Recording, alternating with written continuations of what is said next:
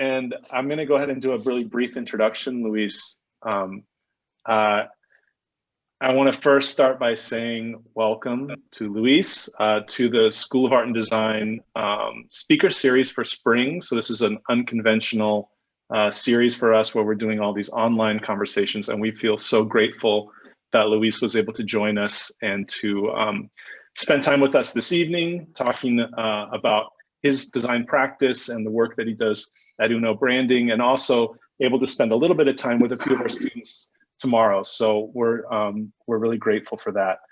One of the things I really like about these series is that it's an opportunity to meet new people that you admire that you've never met before. And so for me, I know Luis primarily through his work and from being a resident of South Minneapolis and seeing it on the street and seeing it on Lake Street in the mom and pops and in some of the retail signage all over the city. So it's been years that I've been aware of his work and admired it. So it's really a treat to have him be able to come and speak with us tonight.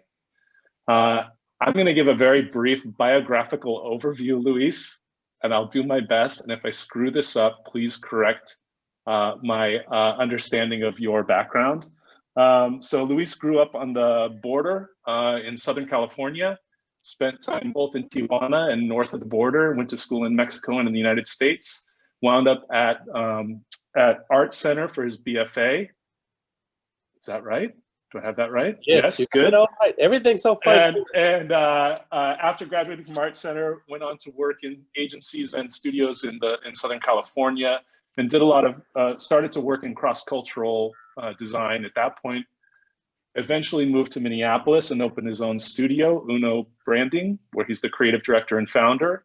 And the studio really has developed an intense focus on the idea of cross-cultural branding. And so that has really defined his work over the last 20 years, and he's done some incredible projects that we're going to get to learn about tonight. He's also been recognized as an AIGA Fellow, which is a really big deal.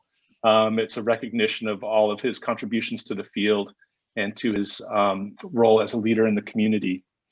In 2015, he was awarded a McKnight Fellowship for Visual Art, which is a big deal, and also speaks to his kind of working both in art and design. So really good fit, I think, for our students and for the interests of our program. Has done work for Fortune 500 companies, mom and pop shops, and also for the Postal Service, designing a postage stamp, which I was super excited to see and can't wait for it to come out, I think later this year, or is it already out? No, October, you're right. Oh my gosh, I can't wait. It's more of it. It's beautiful. You'll have to check it out. And so without further ado, I will hand things over to Luis. Thank you so much. Sorry for the technical glitches. Take it away. Alex, thank you very much for the invitation. Michael, thank you for trying so hard, man. You did a good job, and we're all here. No, you did. You tried. So thank you for having me here, and I appreciate it. Let me just say something about your university. When I ever get a student that comes from your school, I always look at the resume. I always look at, because we always receive really good talent from your school. So I just want to let you know, and it's no BS, it's true. All we have here is MCAD, and they're a little bit too fine artsy for me sometimes. And the design is not sometimes what we're looking for, but I always pay attention to the students from your university when you guys request any information. So I'm always available for the students. So I'm going to start right away because we are already 11 minutes in, and I'm going to share my presentation and talk really fast. And you guys can stop me at any time because I have a thick accent, and hopefully you will understand what I'm saying. And we're going to have time for questions and answers. So yes, you were right that I was born and raised in Tijuana. And I will talk today a little bit about my background. UNO as a strategic cross-cultural design firm. Our mission, target our first break, crossing the borders, creating a niche market in the USA. Filtros, our Latinx ethnographic tools for better design. And then the Filtros case studies, and then the US Latinx trends. and Latinx licensing and passive income. Okay. So this is what Tijuana looks like. A lot of people think it's a little ranch, but there's more than 3.5 million people just in Tijuana. And so it's almost as big, or if not bigger, than the Twin Cities. That gives you an idea. This is the actual border. People have to cross the border. We have 2 borders, actually. This is the big one. And this is daily, people have to cross through the US border and make line. Sometimes it can be an hour, 2 hours waiting in car. That gives you the idea, the amount of people. Tijuana is the most visited border in the whole planet.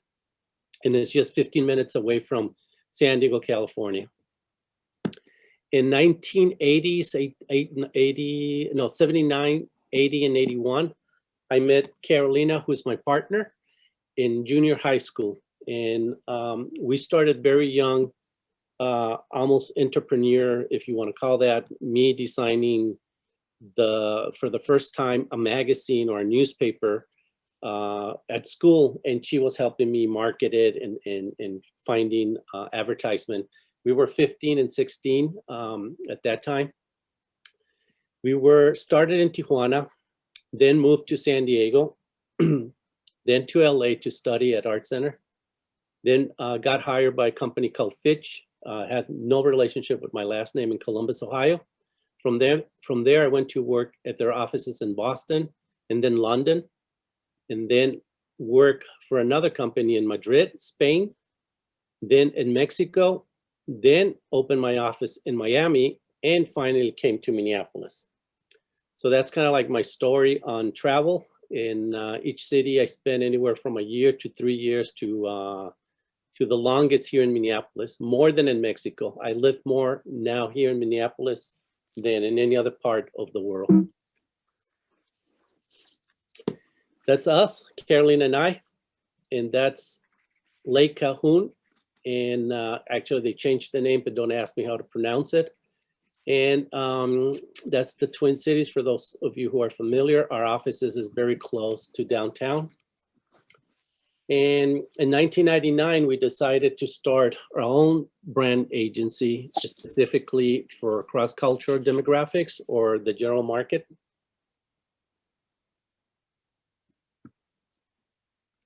Let me admit 2 more people here. Okay. Target, its headquarters here in town, Target stores, and they were our first break when we started Uno. Basically, we subscribed to a magazine called People, and you guys are familiar with it, People in English, but this one is in Spanish. They have another version that is 100% Spanish, People en Español.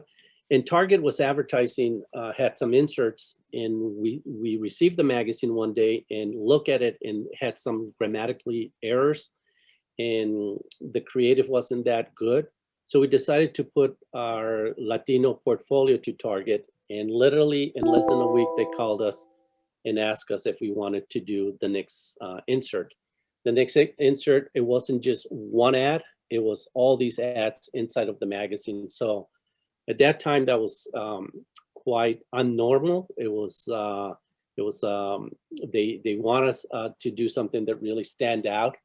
And so we did for 2 years. We're doing all their print campaigns, and then they trusted us to move it from being so in culture or so Latino to something more universal, like these concepts. And they trust us so much that they start giving us work that had nothing to do with the Latino market. This was for when they introduced wines for the first time in Target stores. And this is how to make wine more acceptable. And it's basically a simple guide to choosing wine. We worked together with Andrea Immer, who is a female sommelier. And she's an expert on wine and how to choose wine and make it very, very simple without all these ideas that wine only belongs for rich people, or that wine goes with all these cheap food and whatnot. So we wanted to, in a very graphic way, tell people that the first thing about wine is to show them through color, body style, and whatnot. Another promotional item that we created once we were brainstorming with Andrea Immer was how can we partner wines with real food? And when I mean real food, what like real middle America have in the refrigerator or in their snack rooms. And so they loved the idea, and we spent like months experimenting with all these things and working with Andrew Immer, and we created the perfect companion wheel. And basically, if you had macaroni and cheese, you can just go around to see which wine was working well, and it had a little color coding and it recommends if it was good or not.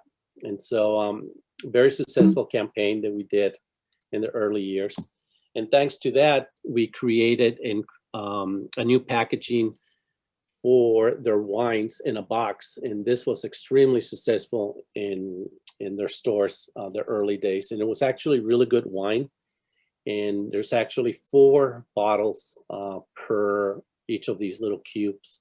And that's the actual name. We developed the name Wine Cube. And it had a lot of press when it came out. Talking about press, the first 5 years of Uno, we were all over the place. A lot of people were really interested in what we were doing.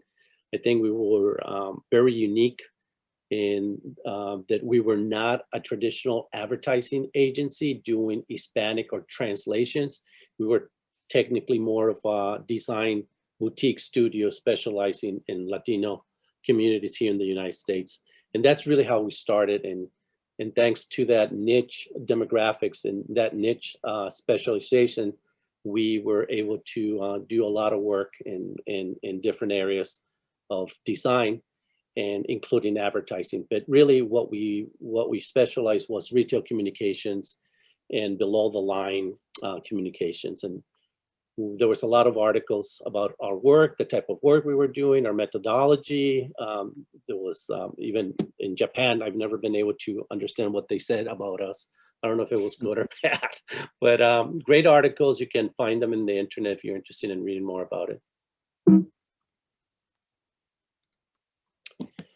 So I will say that thanks to Target, our first years, we were working with a lot of Fortune 500 corporations, and always balancing with non-corporate work, like young entrepreneurs and little moms and pops, like you mentioned before, in East Lake Street, people who we knew they had a good service or a good product, like tamales, but they were not promoting it in the right way or marketing in the right way to the general market. They were just focusing between other Latinos. So what we started doing was this formula of almost like Robin Hood. We will charge as much money as possible to the corporations, and then with that money, we will can do, I don't want to say pro bono because we always charge, but our price point for community work was extremely inexpensive, and we will give them more than what they ask and guide them and give them strategy, other things that they didn't that we didn't price, just to help out the community. A lot of nonprofit organizations. And so a lot of those projects became projects that actually got us more recognition in a lot of awards. So the thing is that we were always just focusing in the United States. There was never been opportunity, we never thought that to do anything for Mexico. And then here in the Twin Cities, and that's the main reason we're here, because of the amount of headquarters there is here. It's Best Buy, and Best Buy decided to do a store in Mexico City, and that was their first store.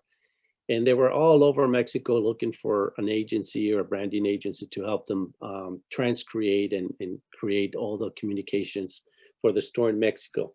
And finally, someone from Target told them about us, and we were just right here. So 10 minutes away from our office is Best Buy headquarters. On the left, it's one of the worst presidents that we ever had from Mexico, opening the store for Mexico. And so we did all the graphic communications and environments. And before we did this particular one in Mexico, what we did was a prototype here in the United States, where it was their latest prototype for the general market. And we decided to do an analysis of all their retail communications and find out that they were using a lot of different sizes and a lot of different graphics to say the same thing, and we decided to standardize them. And when we went to Mexico, we went with this new approach, and basically we saved them more than 30% of what the budget was that they had specifically for graphic communications. And it's something that they continue to apply in other parts of the world, this new standard communication that we did for them. So little by little, we start creating a niche market in the US, and we position ourselves more and more branding, design, and it's very specific more to the Latino community. We start doing a lot of food, a lot of brand development, a lot of recipes, working with corporations that not only wanted to target the Latinx community in the United States, but they wanted to become more authentic with their flavors or create new flavors or extended their line in a vertical way. For example, this, where Chocolate Abuelita is a very famous brand in Mexico, but they never had it already in milk. And so not only we designed it for whole milk, but obviously we wanted to do for 2% milk and skim milk. So that was very innovative for the United States market. So a lot of this kind of work is what we've been doing in the last 20 years. A lot of brand identity, a lot of communications, specifically for package design, a lot of promotions, the art direction, the photography, the name development, the logo, everything that deals with packaging and environments and promoting the packaging. So today I want to talk a little bit more about Filtros, our Latinx ethnographic tool for better design. And this is something that I don't want to say we invented it. We did it because of necessity. Our work was becoming faster and faster in the world of retail. They don't give you that much time. It's got to be incredibly fast. And for us to do a lot of the strategy was very difficult. So we started to show them how we did the strategy in a more visual way. And one night I was watching National Geographic, and an ethnographic person was studying the Maya culture, and he was saying, you know, how he can learn from this little plate what kind of food they were eating, and he just got into it, and he started talking about all these different things about ethnographic that I thought, why not use ethnographic for design before starting a project? Luis, so, I'm yes. going to interrupt. I need to interrupt for just, I think there's a few people waiting to join on Zoom. We just want to make sure they don't miss out. If there are people to add. Give me a second because I can't see them. Oh, okay. Sorry. No, I it's just okay. wanted to make sure we didn't lose people. How do you know? They're saying? That's coming from the Teams meeting. There's people headed over, and so there should be maybe waiting to be added to the Zoom. I don't know. I can't see them, but I think maybe if you can check. Sorry. It doesn't say. It comes out, and it usually says. I already did 2 people 5 minutes ago. Okay. Okay. Yep. All right. Okay. Yeah. Sorry. Thanks. No worry. Thank you for letting me know.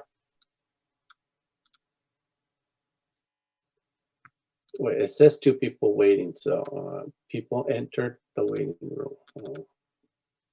Might be right.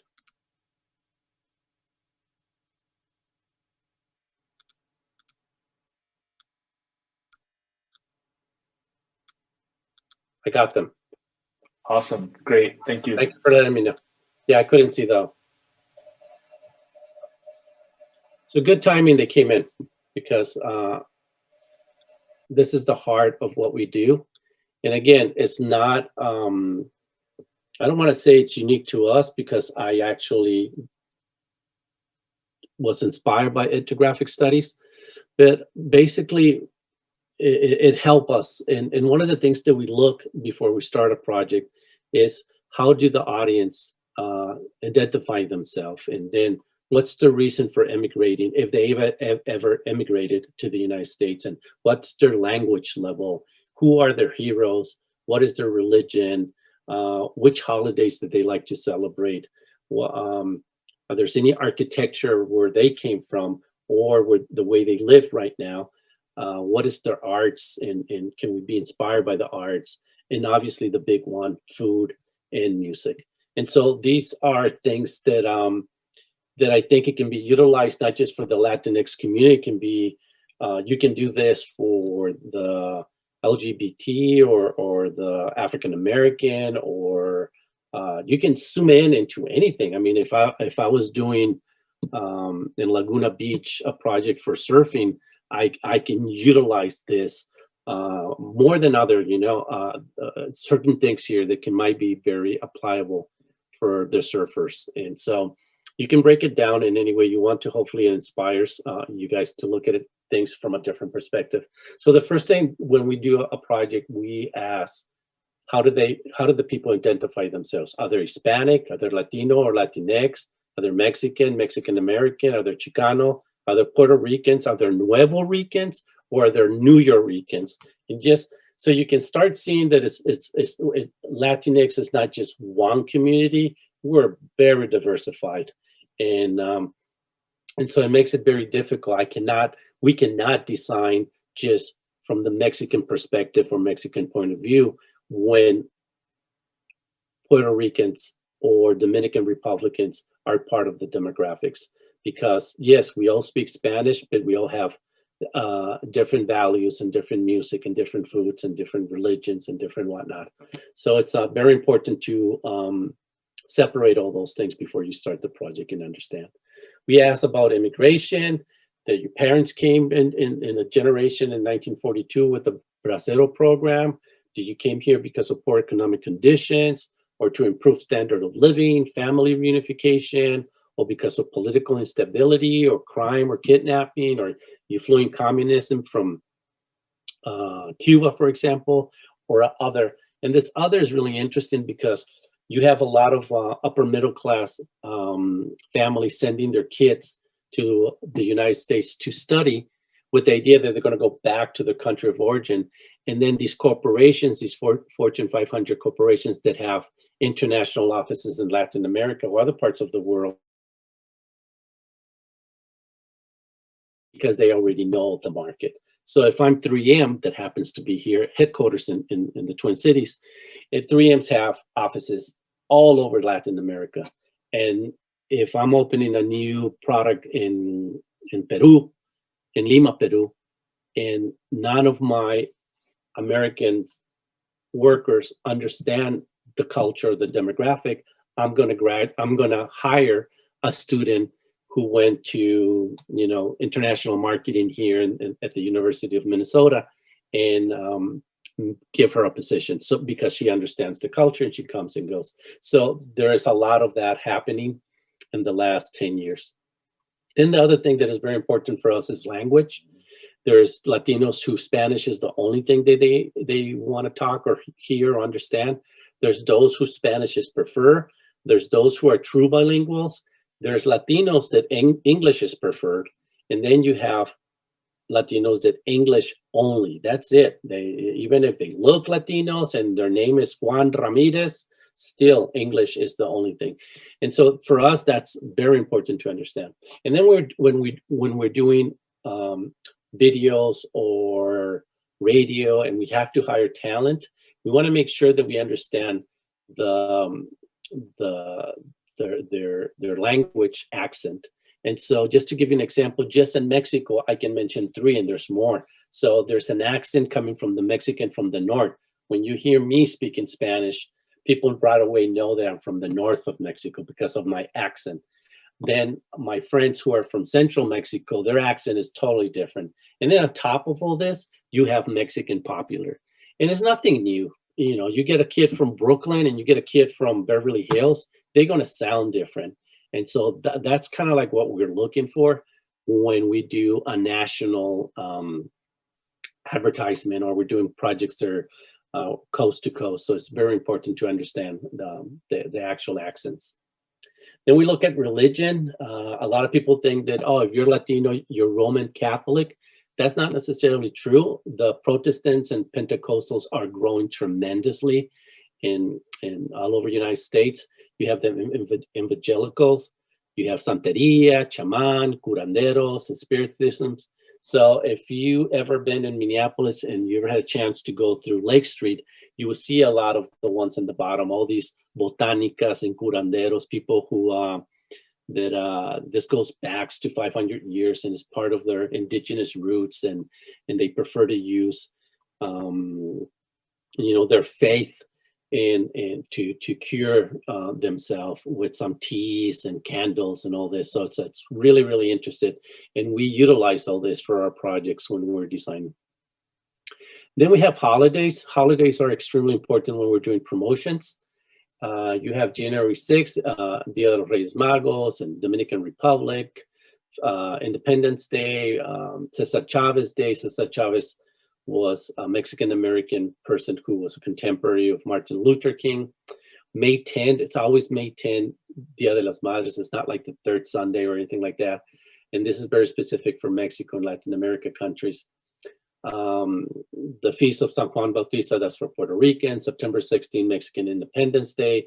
November 2nd and 1st and 2nd Day of the Dead. That's becoming extremely popular in the United States. And then December 12th, Virgin of Guadalupe. And these are just highlights. There's a lot more holidays. Then we look at architecture. We can go back to pre-Hispanic, before the Spanish showed up and colonized Latin America. And it's really cool because we can combine some of these ideas from pre-Hispanic to rural houses, to hacienda styles, to colonial styles, to architects from the 60s and 70s from Mexico, like Luis Barragan or Ricardo Legorreta. They're very mid-century, the tropical Mexicanized. The work of Arquitectónica, a group of Colombians who are started in the 80s and became very popular in South Beach, Miami. Or Enrique Norton, who has offices in Manhattan and is a contemporary Mexican architect doing work all over United States and Mexico.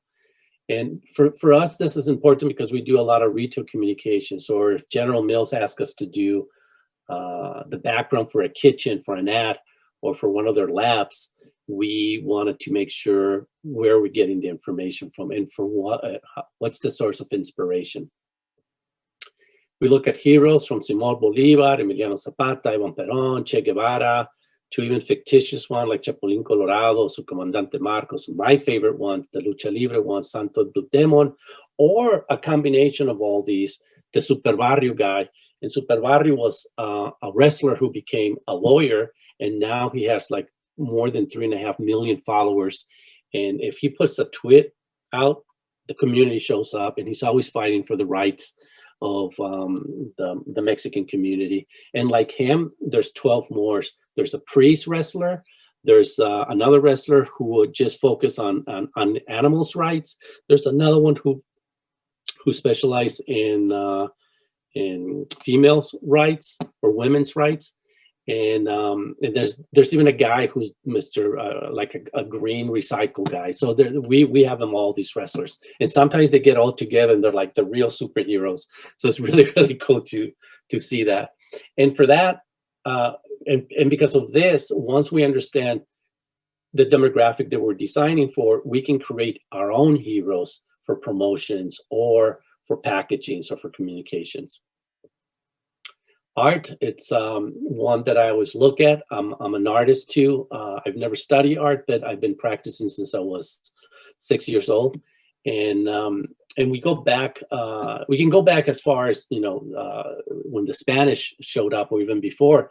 But for the purpose of this presentation, I start with my favorite graphic designer, Jose Guadalupe Posada, who was an inspiration for Diego Rivera and Frida Kahlo. And it's considered the person who really created the iconography for Day of the Dead, not with the purpose of using it for Day of the Dead. It was more to illustrate rich people and people in power and politicians. The work of Rufino Tamayo, he will be considered like our Picasso in Mexico. But you can, we got it all in Latin America. Juanquito Torres Garcia, Fernando Botero from Colombia, or the Chicano art movement that is very unique to the United States only.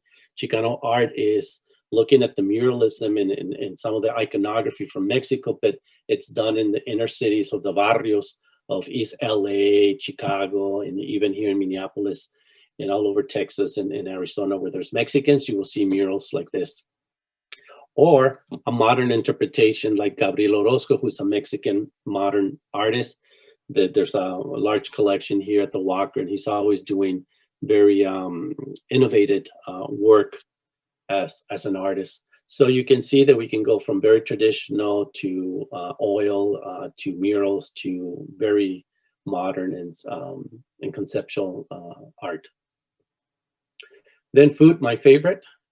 Basically, if we think of maize or corn, it's really where the whole thing started. Thanks to maize and corn, these large civilizations like the Aztecs and Mayas and Toltecas and Olmecas existed. And from there you get tortillas and tamales. And we're known in Mexico for mole. We're known for pan dulce, pupusas, and Cuban sandwich. And then you get all this, and you can, now in most of the cities, there's chefs who went to France and study French cuisine, and they mix it with Cuban or with Mexican or the new, they call it Nuevo Latino. It's mixing traditional French cuisine or from any other part of the world with Mexican food. And in a way, that's what we do with each project. We try to mix the best of Latin America, or specifically from Mexico, with the best of the United States, and we create these new recipes, these new concepts, these new snacks, new names, new looks, and whatnot. Another thing that a lot of people think is like, oh, it's music, it's Mexican or it's Latino, let's just throw them some mariachi music. And it's not necessarily true. I personally don't like mariachi other than if I've been drinking some tequilas, but we have mambo, norteña, baladas, vallenato, charanga, rock en español, electronic music.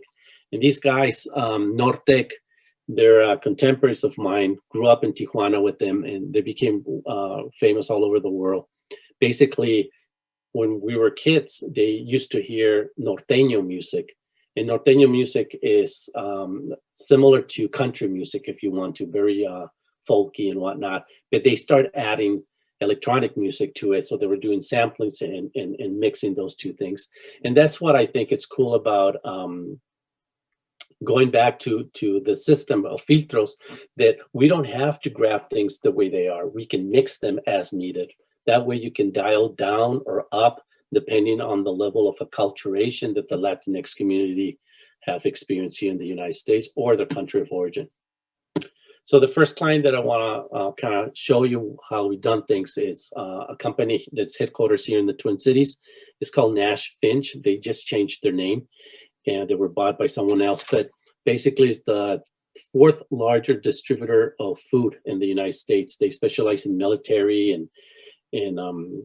but they have community supermarkets, and they saw an opportunity in Denver, Colorado, where there was the most influx of Mexicans coming into the United States in 2000, and they have their largest distribution center in Denver, Colorado. So they decided to buy these old Mervyn stores, and we converted them into a Mexican-American supermarket, specifically Mexican.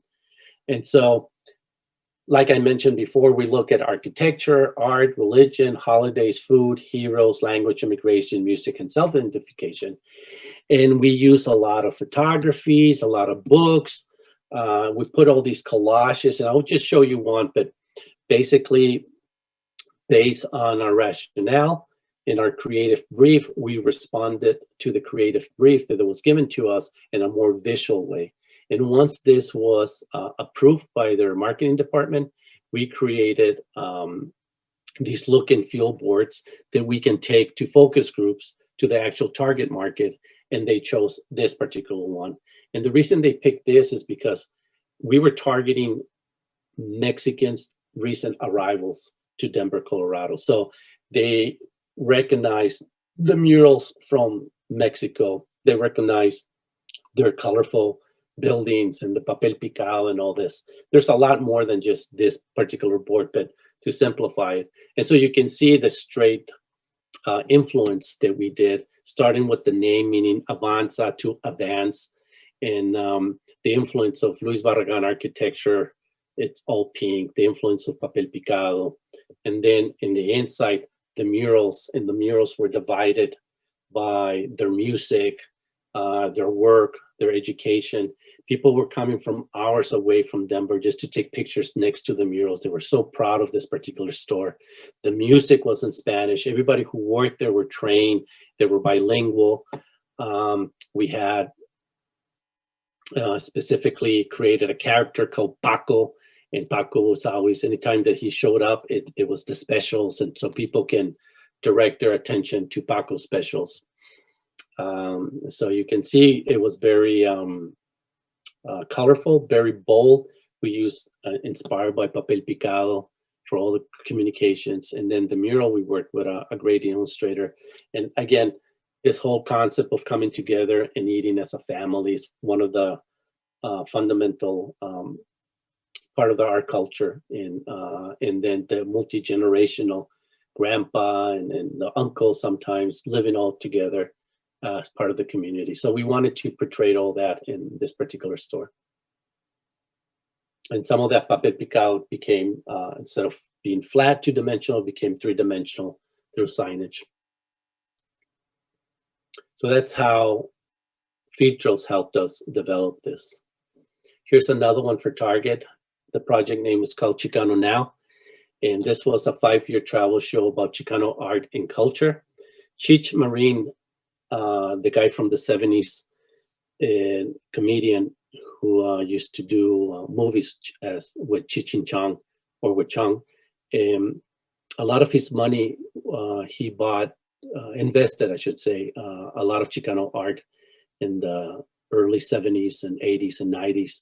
And obviously Chicano art was not considered anything special, but for him, he thought that it was very American, that it was very unique, and that somebody needed to put it in the map, just like they put Cubism or in any of these other art movements.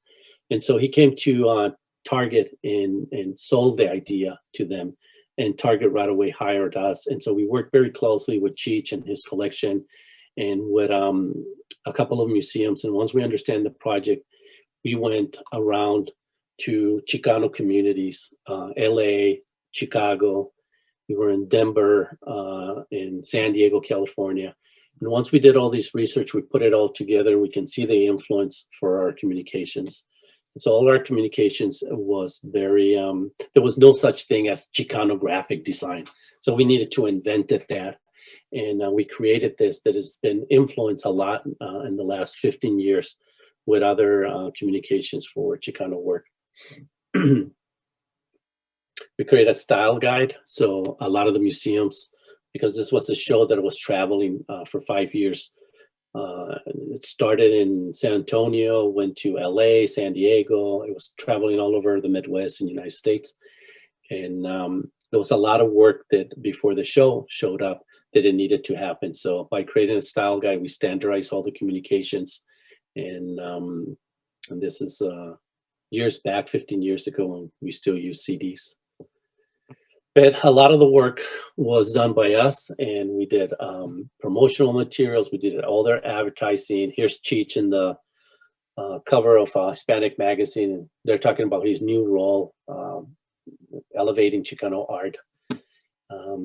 We did bus wraps, you name it. It was a lot of work for each of these museums. And what I liked about it is Target did it very classy. You can only see, very small Target. It doesn't even feel like it's Target, other than when they were passing water for free. But even that, they allow us to use, graffiti inspire or tags inspire art in their communications. This is Mervyn's. Mervyn's used to be owned by Target, and then they sold it and it became independent. And they knew about the work that we were doing for Target, so they hire us to do a particular 3-day event, Mexican festival, at this place in Montebello, LA, and outside of LA, called Montebello, California. And basically, we call it La Plaza, and it was inspired by this idea of a 3-day festival of the best in Mexico. We showed them different ideas, and they really liked this pre-Mexican Revolution, early days of printing, 1-2 color kind of look to promote the event for 3 days. And it was basically the best of Mexico in real life. And it was going to be outside of one of their Mervyn store. And so they took over the whole parking lot. These are some of the posters and communication. And this is the actual place.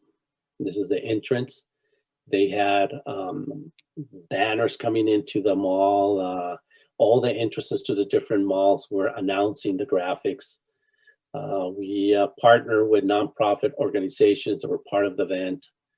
And we curated some of the communications and some of the products and helped them develop the best families who can bring products into this event. And they even brought the people from Mexico to be part of their sale. The thing is that once it went up, it was supposed to be for 3 days. The merchandising was sold out in the first day. So then they just had to give away food and events and music and that kind of stuff. They underestimated how big this and successful was this 3 days event was going to be. Sunny D came to us. They wanted to create a whole line of aguas frescas. Aguas frescas is basically, when you go to these taquerias, you see them. They come in different flavors, and it's not soda pop. It is just almost like iced tea. And they want us to create branding and packaging. This is what aguas frescas looks like, and they're always in this particular container. And in Mexico, this is at least how it's displayed. And we wanted to utilize the same idea. So the first thing that we did for them, that it was not asked, was the actual container. And because they were going to sell as a gallon, we decided that it was very appropriate. And so it really communicates this, the actual aguas frescas, the way it's sold. And you can start seeing the color codes, that meaning for each of the different drinks. Jamaica, arroz con leche, and tamarindo on the right. Then we did our filtros, and we did different filtros and different concepts. And this is one idea. And then after that, it did very well in focus groups. And then we actually created mock-ups. Then we show them another idea, very colonial tiles from Mexico and Central America, big part of the architecture. And then we apply that into some of our concepts. Papel picado, very colorful. Then we apply that to the 3 flavors. So you can see how Filtros helped us get to the point faster and communicate faster based on the creative brief. Instead of us responding through, let's say that the creative brief says, we want it to be Mexican modern. Well, if you send Mexican modern to 6 different designers, you're going to get 6 different things. But when you are doing filters and utilizing and editing through images and putting boards together, you can come back to them and say, is this what you mean by modern Mexican? And the reaction is faster, and you wasted less hours and less money for the client. The other thing too that we add to all this when we're doing design is trends that we follow and we perceive. And there's a lot of trends happening. For example, large brand companies from Mexico coming into the United States. Bimbo came years back, I want to say 10 years ago, and started buying all these manufacturers of bakeries, and they became the biggest, if not one of the biggest bakeries in the United States. And working with them to create Pan de Muerto, it's one of the Day of the Dead bread. And we created a whole line, not just for the packaging and the exterior as a promotion, but we created the inside and what it looks like and how it feels and whatnot. For Fisher Nuts, it's the largest manufacturer of nuts in the United States, and they're in Chicago. They wanted to focus on the young Latinx demographics. And we did a pilot with these new flavors. These flavors independently exist in parts of Latin America, but they've never been mixed with peanuts. And so this is where Filtros comes in, and this whole thing about cross-cultural. So the first one is mango con habanero, habanero limon, salsa verde peanuts, and crujientes picantes. So all these different flavors were studied, and then we tested them, and then create focus groups, and then created this line for this particular demographic.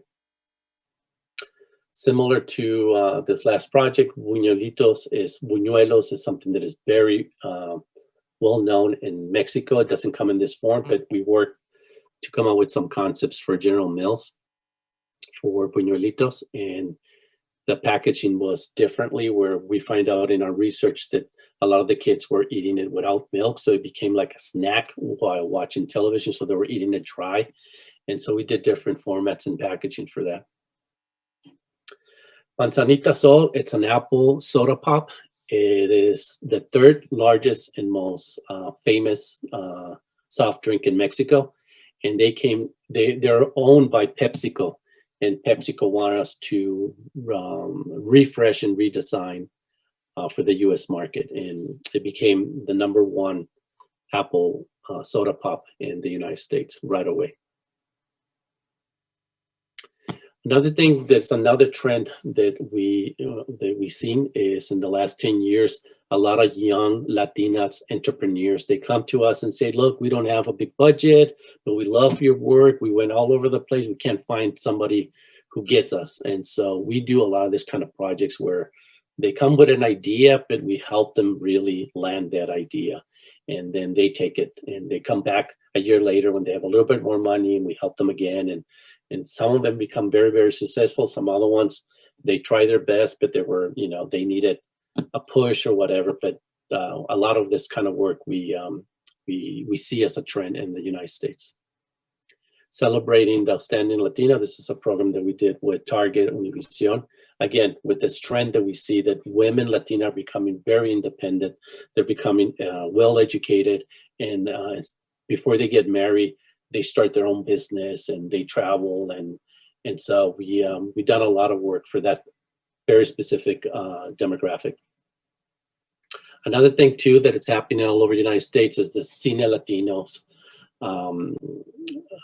programs, and here in the Twin Cities we have the Film Society that every November every year in November they bring the best films from Latin America, and we're part of that branding and identity. So we created a lot of, and it's a really good way of understanding another culture in a safe environment. The only thing is that's in Spanish, or it might be Portuguese if it's Brazilian, but it's a really nice way of getting to know other countries by film. Another thing too that we've seen in the last 15 years, and definitely in the last 5 years and more, when Trump said that he wanted to be president, we got a lot of calls from nonprofit organizations that we needed to educate the Latino community, and mainly people who were still 17 and didn't have the rights to vote, and they usually don't go out and vote. We did this program called I'm pledged to vote, and so we were getting all their information before they were able to vote, and then we will remind them in their birthday to register and give them all the information via communications, and they hopefully that they promise that they can go out and vote, and definitely they went out and vote this year or last year. Another thing that we do a lot, and it's this has not stopped, it's bringing small community brands to the general market. So this is a nice case study on La Loma Tamales. They're the only ones here in the Twin Cities that sell Mexican tamales. And for years and years, they were just selling it to the Mexicans. And I said, your product is way too good for just Mexicans. We got to, put it out to the general market, but they just didn't know how. And he didn't want to spend a penny. So we invested on them. And now the first year they were making $55,000 a year. Now they make $3.5 million, and they hire more than 45 people.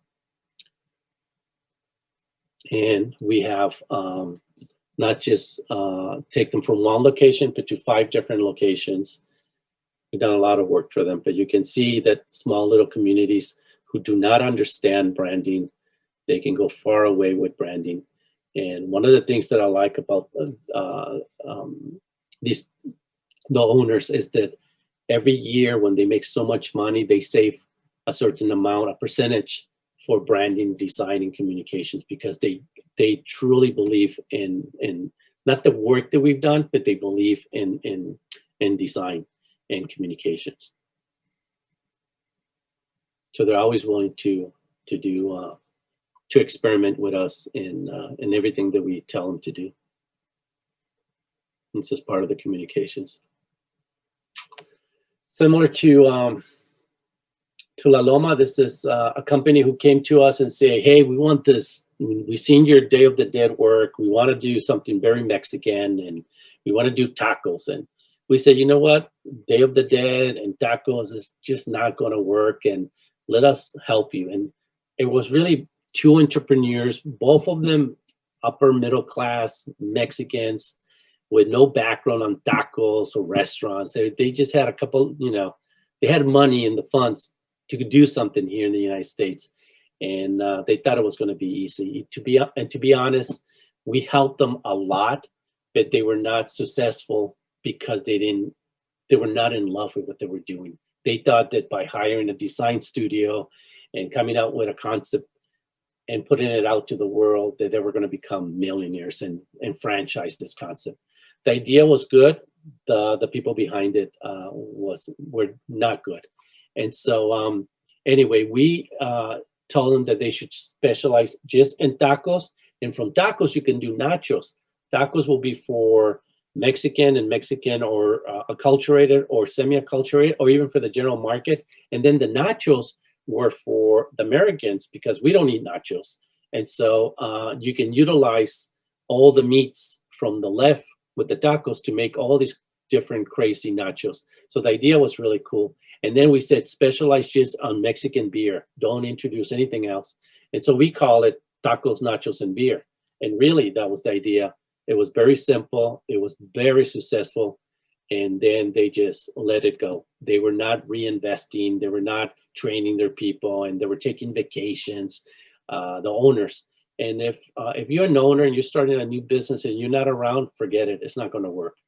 And it's sad because the idea was really, really good, and that they didn't know how to make it grow. So yes, design and branding, when you have an idea, might help you, but really what it helps is almost like when you're very tired and you take a shot of vitamins and caffeine, and it gets you, ready for the next, 4 days or 3 days. That's what branding does. You have an idea that accelerates growth, but if you don't really have management skills and marketing skills and accounting skills and all this, it's just not going to fly.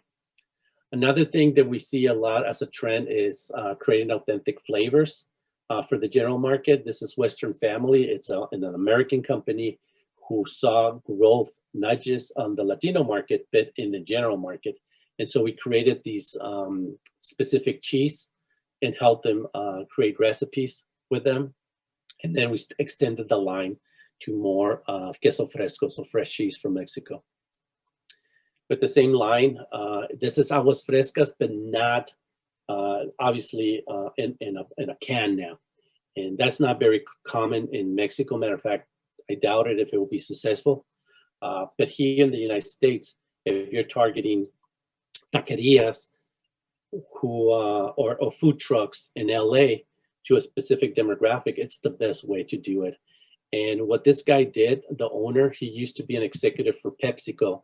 He had the right connections to make this, do it the right way. And he actually did it the right way. So there was, all the flavoring were not artificial. Everything was real flavors. And he continues to grow with and compete against Pepsi and other soft drinks, and specifically in LA. But his marketing distribution was very unique because he started, instead of 7-Elevens or stores, he focused on food trucks and taquerias. And there's almost like 10 to 15 food trucks open daily in LA before the COVID-19. So really interesting distribution system, and this whole thing about lucha libre, very Mexican. They all dress like Mexicans, wrestlers, and we created their own mask and whatnot. Very cool project. Again, Mike's, it's one of the first alcoholic beverages with malt in the United States. They were very big in the 2000s, and so they wanted to target the Latino demographics and certain demographics, and we created a whole line of different flavors inspired by aguas frescas, but instead of calling it aguas frescas, it's jugo fuerte. That basically means strong juice. And we brought Mexican wrestling to the United States, a group of wrestlers, American wrestlers, who were really interested in to see this grow in the United States, partnered with us, and we created the name, the style guide, the look and feel. And it was always been a dream of mine, because I'm a big fan of Mexican wrestling since I was a kid, to do something at this level. We work with Rey Mysterio, who is one of the investors of this, and it was the first time in my life that I've seen this was introduced in Nashville. First time I've seen 50% of Mexicans and Latino family next to 50% of American families and kids, all together, everybody having a great time. Thanks to the wrestlers, there was Mexican wrestlers against American wrestlers, and it was just really, really fun to see that mix of two different cultures and different communities coming together as one. If you're ever here in Minneapolis, stop by La Doña. It's in 2016. We worked with two young entrepreneurs, and we've been working with them for years and years until they got some money and they were able to invest in their own microbrewery. They basically allow me to do whatever I wanted to do. And so I call it La Doña and Cerveceria. And it's basically related with, I don't want to say straight just Day of the Dead, but the iconography of some of my personal work. And so right in the entrance, I did a wheat paste collage. And as soon as you walk in, there's very naive murals, very colorful. These are large 12 feet by 12 feet murals. A very economic graphic system for their menu that they can change as needed. You can see how it looks, and very bold. And it really, they've never seen anything like this here in the Twin Cities. It was very successful, got a lot of press. And we invested the money specifically where we needed to invest. And then they allow me to leave the building the way we found it. So very raw. And it created this urban, chic, Mexican, cool design, if you want to call that. We opened a little tiendita, a little store where they have food and merchandising. And then on the side, they had an art gallery that we call it You're In, because it takes you to the bathrooms. So we call it the You're In. And so all these people who were drunk going to the bathroom see all this yellow. We give a chance for them to see some Latinx art. Then the bathroom signage. Then lastly, I want to talk a little bit about opportunities in Latinx licensing and passive income. One of the things that I learned in the first 10 years of UNO was that we were doing all this advertising and communications to bring Latino community into services, into stores, into restaurants, into all these different things. But really, me as a consumer, when I went to Target, when I went to JCPenney's, when I went to Walmart's, there wasn't really that much products that felt Mexican or Latinx or that really target my lifestyle. And so I wanted to do more than just design and advertising and branding. So I started to learn about licensing. And what I learned is that you can be very successful with passive income. Passive income is basically receiving a check every month for allowing somebody to use a licensing. You give them permission to use your graphics.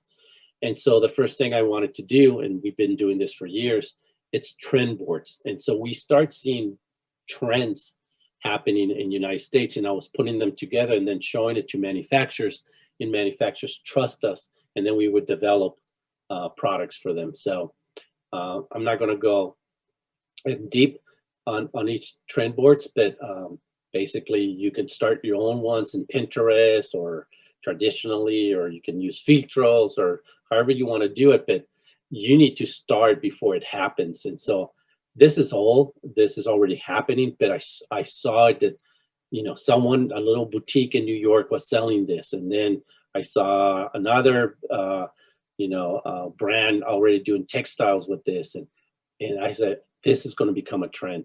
And so I knew exactly where this came from. I know the indigenous people who do this, or it's inspired by, and I actually been there in those villages. So for me to mix these two things together was very easily. And so I spent some time with the Otomi people and being inspired by their work, and then create it in my own terms, in my own ways, and with my own colors.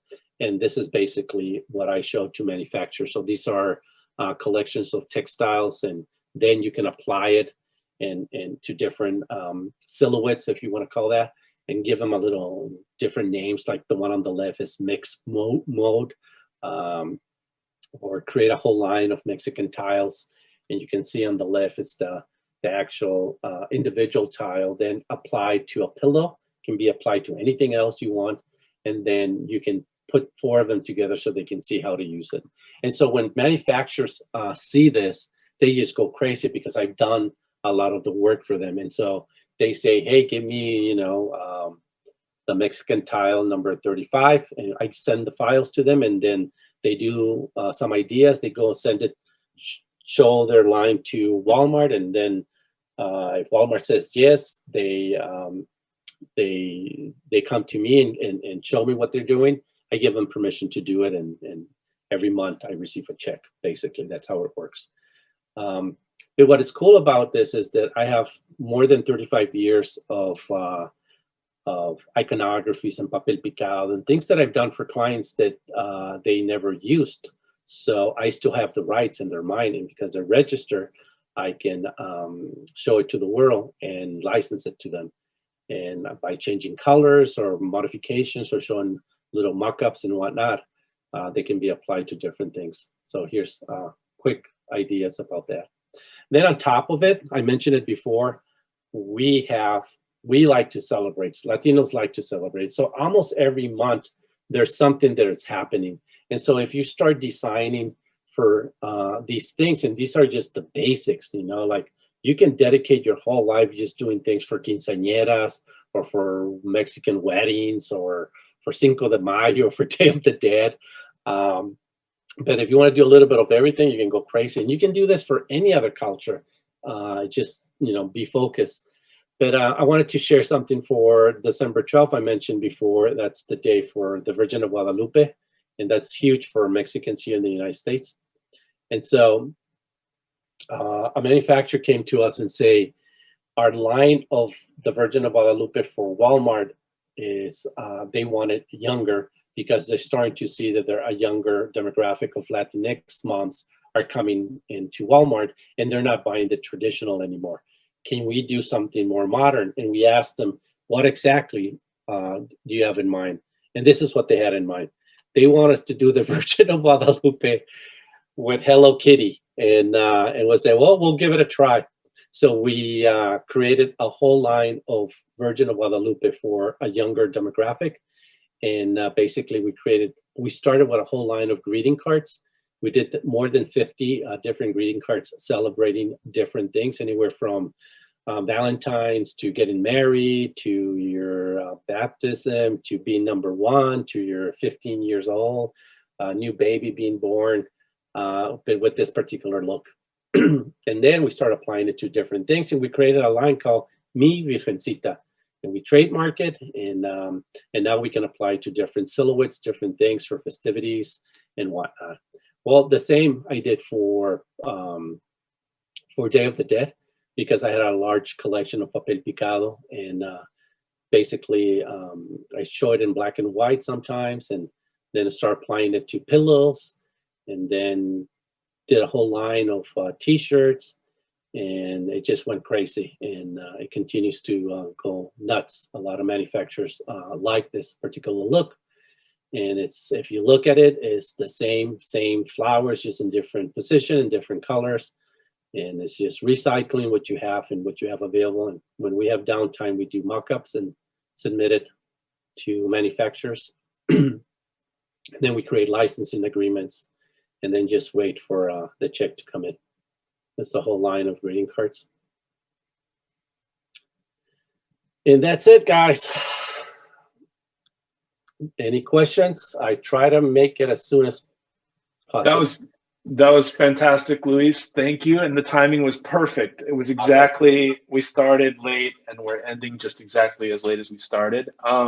I don't know how to handle Q&A in this format. I mean, if people have questions, there's a chat, and so just they can ask the question. Okay. Yeah. Great. Just there's a little unmute themselves, and they can do it themselves, right? Yeah. Great. I think so. I don't know. We don't normally. I don't think they have to ask permission.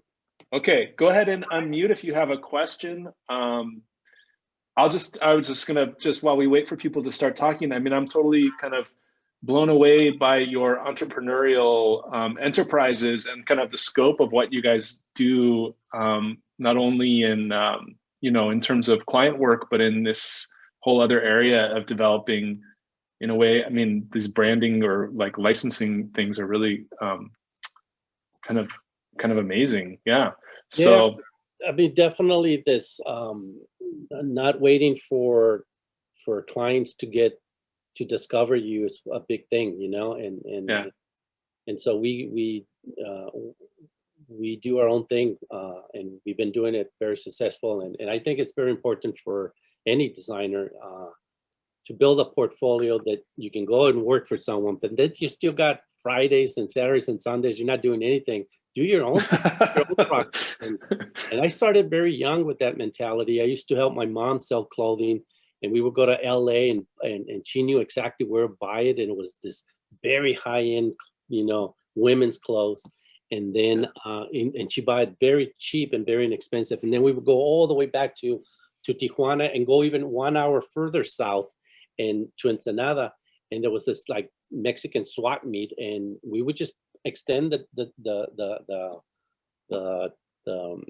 clothing outside of our car, and that's where I learned to sell, and she taught me, and I've always remembered negotiating and all that, and I think it's something that I've always had. I like to be as I call it creativepreneur, so something with creative and entrepreneurship together, and as many products and many services and many things that I can put together and sell it to people. The other thing I thought that was super interesting is how you've actually started to become partners with your clients in some of the projects and making investments, and that's a really unconventional model, I think, and really interesting to see as well. So I think it's really good, especially for like a student audience, to think about, like, that as designers, our particular way of seeing the world and our particular skill set is not always just in the service of others, but we can begin to like find opportunities and pursue them. So that's awesome. And making sure that you register if it's your work, and let's say you show 3 posters, 3 concepts, and they pick one. Make sure that in the contract says that they're only getting 1, so the other 2 are yours. And if you're doing the illustrations or iconography, then you can recycle that. It's your work, and instead of just being in a folder for 20 years, we do something with these things, and it's really just a toolbox that you can go and very specific by Cinco de Mayo, by Day of the Dead. But I'm talking from my perspective and my cultural lens, but you can break it down in any other way as a graphic designer. Yeah. I was curious. I mean, that's something that in our, when we talk to students, and we don't necessarily talk that much about the legal side and contracts and things like that. I mean, maybe are there resources that you can direct students towards that might, help them start to build that perspective? Yeah, I mean, I first started with the American Institute of Graphic Arts as a member. They offer a lot of things. And then there's a lot of free stuff at Google's, but really there's nothing better than having your own lawyer. And yeah, I mean, it's the best way. Yeah. In every city, there's a copyright law lawyer that, they're not cheap, but man, once you can exchange your services. Usually they got really bad websites and social media, so you can say, hey, I'm a student, but can you help me put a contract together or whatnot, or guide them and so I will highly recommend that to get a good, in your lifespan, to have a good lawyer, a good accountant, just surround with people who know more things than you know, and then you specialize in the things that you really do. And so, yeah, I mean, we had to learn everything the hard. And I'm always complaining that I don't know enough about the business. And so it's just a learning process. But yeah, it's worth it to pay $150 for a lawyer to make a really good contract. And that contract, you will use it for the rest of your life if you do one thing. You can always change little things in here and there, or for him to review a contract that it was given to you and you don't understand the language. It's worth it. It's worth it. Yeah. Well, I want to make some space for people to ask questions, and feel free to unmute. Or I don't think I have to unmute them. I was wondering if they're just being shy. Come on, guys, ask a question. There we go. No? You guys know me from class. I will fill the void with talking. Well, hi, Louis. This is Nagesh. Hey, how good. How are you? First of all, congratulations for the big award, the AIGA Design Fellow Award. Yes, thank you. Appreciate it. That's huge, and it's a true appreciation of your contributions to to our profession. You've always been an inspiration to us. I remember when I first moved around here, and one of our students who was a bilingual, and she was like, Nagesh, she actually discovered your website and brought it to me and said, Nagesh, this is the place I want to work. I'm fluent in Spanish, and I don't know if you remember her, but you've always been very kind. You always, give feedback to our students. I know some students have interned with you, done freelance projects. So I really, really appreciate your support for the program over the years.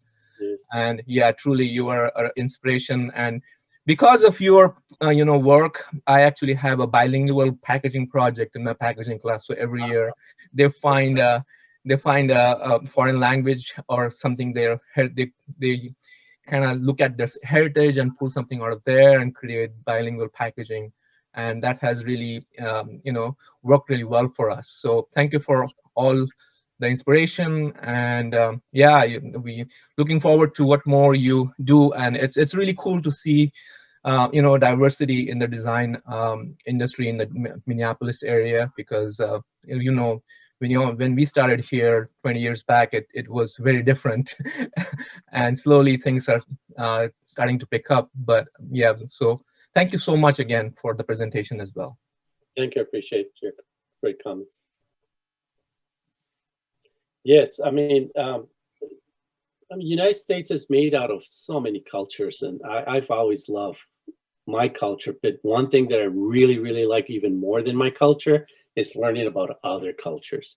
And when you learn about other cultures and you get to travel and eat their food and dance with them and study their architecture and their arts and their history, man, your brain just, at least mine, just like explodes of information that later when I come back to where I live, I can just apply all this other stuff. And it just makes your work more universal. And if not more universal, if you're targeting one of these demographics, you understand more.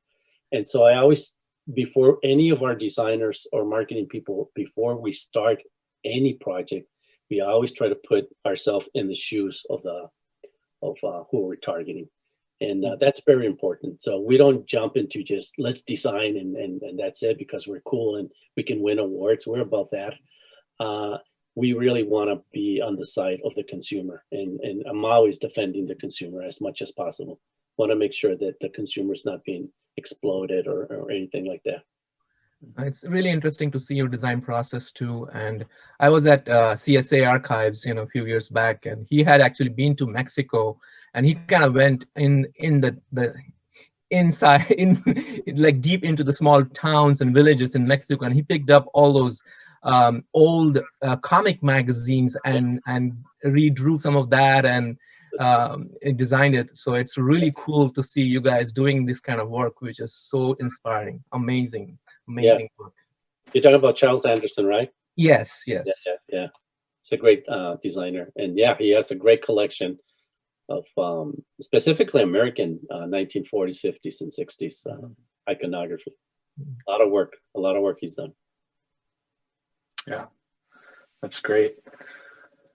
Well, I know we're over time, but I'm hoping, here we go. This is a question from the chat. I'll read it. Sophia asks, hello, Luis. What other hobbies and interests do you have that you feel bolster you as a designer and a creative? Yeah, that's a great question. I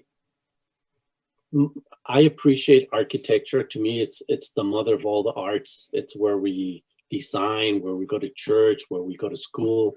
Architecture, to me, is the thing. And so I'm very influenced by architecture, even if it doesn't show in my work. And from, villages where people do their own thing with nature and materials to third world countries architecture to modern architecture. I'm just influenced by architecture.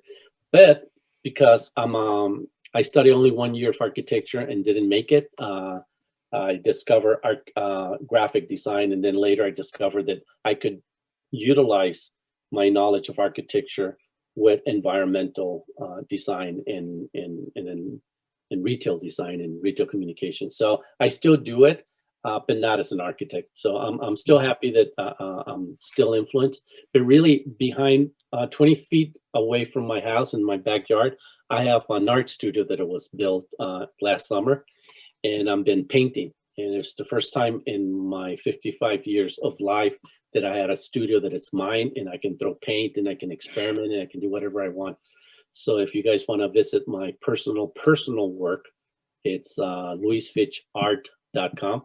It's different than luisfitch.com. That's another website. So I got too many websites, but each of them with their own look and their own thing going on. Yeah, yeah. So. Yeah, me throwing paint and canvas and experimenting and all that really, really helps me be more loose when I do graphic design. Because that's really, I try to bring people who are illustrators and I make them graphic designers, or I make graphic designers become illustrator and artists. So I'm always trying to, mix them together because the schools tend to separate them. And I'm trying to mix them and say, forget titles and just mix it and do it all together, and that's how I grew up. In Mexico, there was no such thing. You were, let's call yourself a visual artist, and you have to do everything from graffiti to a mural to a logo to page layout to, you had to do everything to survive. And that was my formative years. Nice. There's another question here from Andrew who says, looking back on your career, who or what has been the biggest influence on your way of thinking or your design process? Oh, there's too many, many. Yeah. But I can say a couple of names, but you guys don't know them because there were people from my community. So every year, every 2 years, I had someone. So I was lucky that I had great mentors, but mentors don't come to you. You got to look for them, and you got to make sure that they know that you're for real and that you want to learn because they're busy. And so I will say that I will always look for mentors, but I still have some really good mentors from Art Center, and both of them happen to be Mexicans.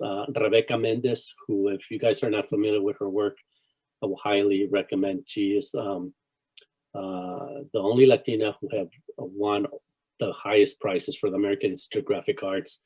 She's all over the museum. She does art and she does design, and she is the dean of the UCLA graphic design department. And Rebecca Mendez, I was able that when I was at Art Center, she taught me typography, and I was really, it's a big influence in my work.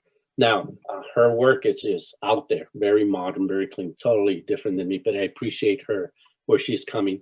And the funny thing that she used anthropology too, because her father was an anthropologist, and she used to hang out with him and spend months in the jungle. And she always talks about the influence of anthropology in her design.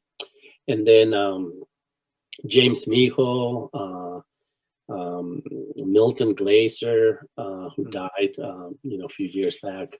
And these are people who I met and exchanged books and posters and everything. So yeah, they were, and every 5 years I go back to, it's like, oh God, sounds cliche, but Picasso, and I can mention a lot. So I'm all over the place.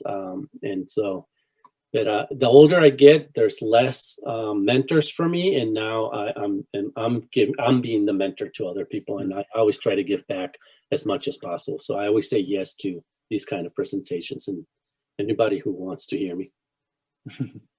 Yeah. Nice. Well, is there one more question? Maybe we're over time, but I want to make sure that folks who have questions have a chance to talk to Luis. Well, hearing none, just want to say a huge thank you for taking the time tonight to be with us and to share your work and to share your perspectives. And it's great to have you. So let's give a big round of applause, a big round of like virtual applause as best we can in this format. Yeah. Thank you guys. Thank you for having me here. And I guess I will see you guys, some of the students, tomorrow from 1 to 3. Yeah, that's right. And I hope we'll have you out to Stout sometime when after the pandemic, when we can see you in real life. And yeah, I'd love to go. Yeah, definitely. All right. Fantastic. Thank you. Great meeting you all. Yeah, great to meet you. Take care, guys. Good night.